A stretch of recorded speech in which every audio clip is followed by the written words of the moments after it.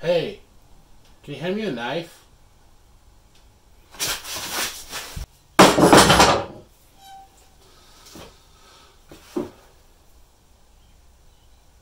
Thanks.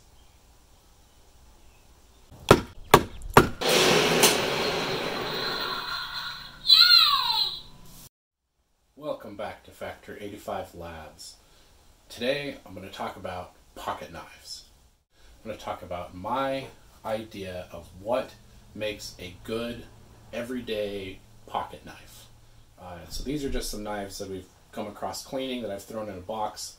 I don't even know how many knives, pocket knives, and sharp pointy things I actually own. My wife has been somewhat amazed. So my philosophy for a everyday pocket knife is just what works. I want a knife that it's not a survival knife. I'm not going to use this to do any bushcrafting on an everyday basis. This is just for those everyday type needs. It's not a self-defense knife. I'm not pulling this out of my pocket to protect myself from a mugger. It's not a multi-tool. I'm not using this to put in screws or open a jammed door. This is just a pocket knife for opening boxes, cutting string, opening mail, cutting up an apple, whatever everyday tasks I need when I reach in my pocket and I need a knife. This is the knife that's going to be there. So I have 6 criteria for just that everyday pocket knife. First, access. So I want to be able to get the knife out of my pocket and open the blade with just one hand. So these are all knives that I have carried in my pocket at some point. So let's see how these fit those criteria. When it comes to access, a couple of these are knives that I got from my grandfather. These are great knives. This buck knife is older than I am. Still super solid, lock up, no movement or anything. But I can't open or use these knives with one hand.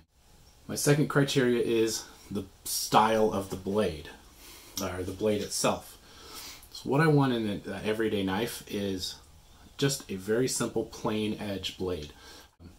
Serrated blades are a little more difficult to sharpen, so I don't really like serrations on the blade. They also limit the amount of plain edge blade that I have, so it's a little harder to do those finer up close tasks if you need your knife for that.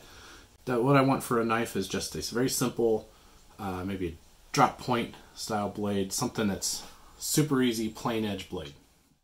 The third criteria I have for a knife is the action of the blade. So for that everyday knife, I want a simple action.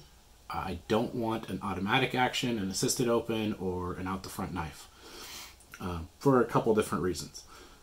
If I'm making a peanut butter and jelly sandwich for the kids, I want to be able just to wipe the knife off, stick it in my pocket. With something like this, it's really easy to gum up the action in that knife if you don't get that blade really clean. And it can be a little bit of a pain in the butt to take it apart and clean it. So I don't want to have that worry about a knife that sticks in my pocket. I want to know that it's going to open every time and that action is not going to get gummed up or stuck up on some leftover food because I didn't keep it super clean or it's got a little extra pocket lint in there. Next is size. So blade size for an everyday type knife, less than 3 inches. Also overall knife size. So again, this is a great knife, but this handle is huge. I want something that is slim, small, sits in your pocket, and you don't really notice it. You can stick something else in your pocket and you don't feel like you're having to move that knife out of the way or it's getting in your way all the time. Next criteria is carryability. This gets into a couple different things.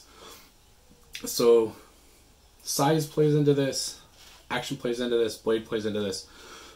What I mean by carryability is Not only do I want that knife to be a good size to go in my pocket, that it's easy to carry, but I want to be able to put that knife in my pocket, carry it wherever I'm going, and not think about it.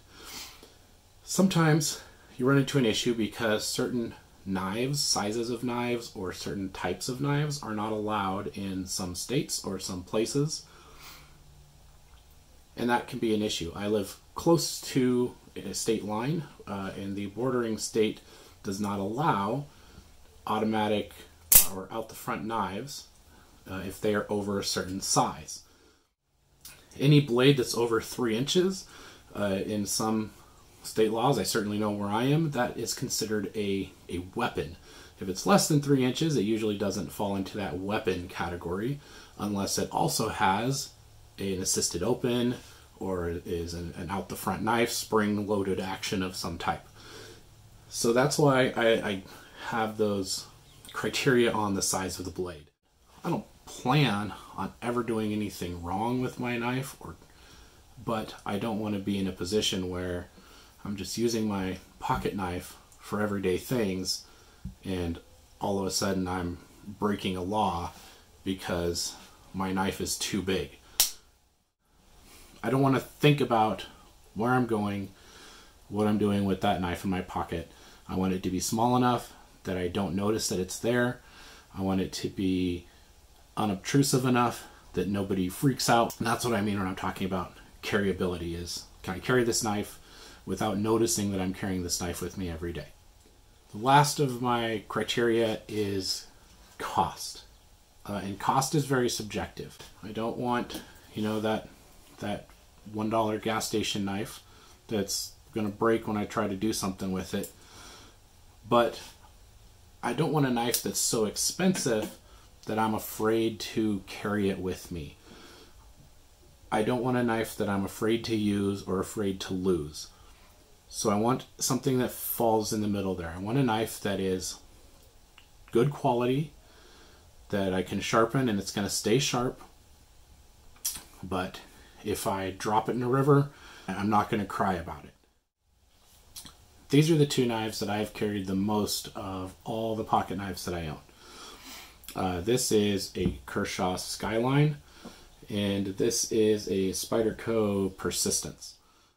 These two knives meet all of my requirements. I can open them with one hand. They have a blade style that is plain blade, easy to sharpen, easy to use. They're not automatic, they're just a simple action. They're both small, blades less than 3 inches long.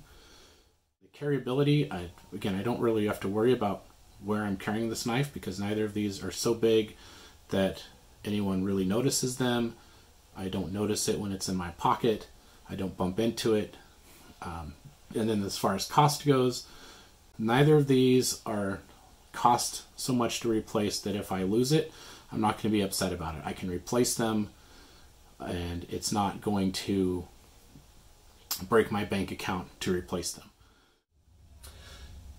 Alright guys, that's what I've got about pocket knives. That's what I look for when I'm trying to decide what kind of pocket knife I'm going to carry with me every day.